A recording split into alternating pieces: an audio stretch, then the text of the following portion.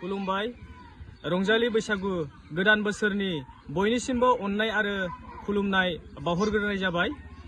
Nabinagar जायखं club खाम लाइब्रेरिनि बानजायनायाव 12थि रंजालि बैसागुखौ देग्लायबो 21 आरो 22 एप्रिल खालार खालि नबीनगर जायखं क्लाब खाम लाइब्रेरिया गाजा गोमजायै खुंफुंनो थाखाय लाहार फाहार जादों।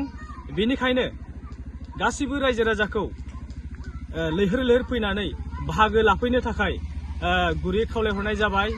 जोंहा 21 एप्रिल खालार खालि माखासे हाबाफारि लानाय जादों।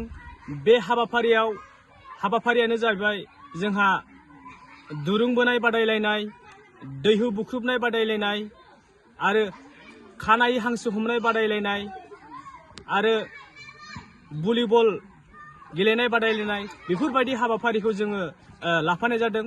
आरो मोनाबिलि समावहाय जोंहा बैसागु मेथाइजों मोसानाय बादायलायनायबो लाफानाय जादों।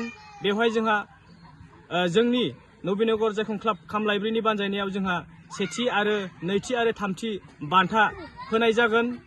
गतिके बेनिखायनो साफ्रोमबो बादायारिफोरखौ बाहागो लाफैनो थाखाय आङो गुरैयै खावलायहरनाय जाबाय। आरो बेजों लोगोसे 22 एप्रिल खालार खालि जोंहा गेवलां मेल मोनसे हाबाफारि लानाय जादों।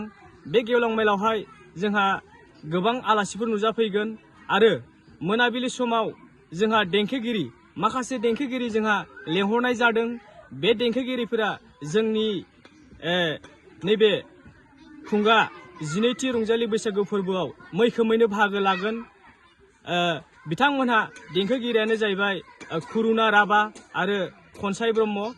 फंबाय आरो बिनानावमोनहा बे जोंनि मोनाबिलियाव मैखोमैनो बाहागो लागोन आरो जोंनि बे एरियानि गासिबो रायजो राजा बिथांमोनहा जाहाथे बे मोनाबिलि समाव बयखौबो बाहागो लागोन होननानै आङो आसा खालामबाय।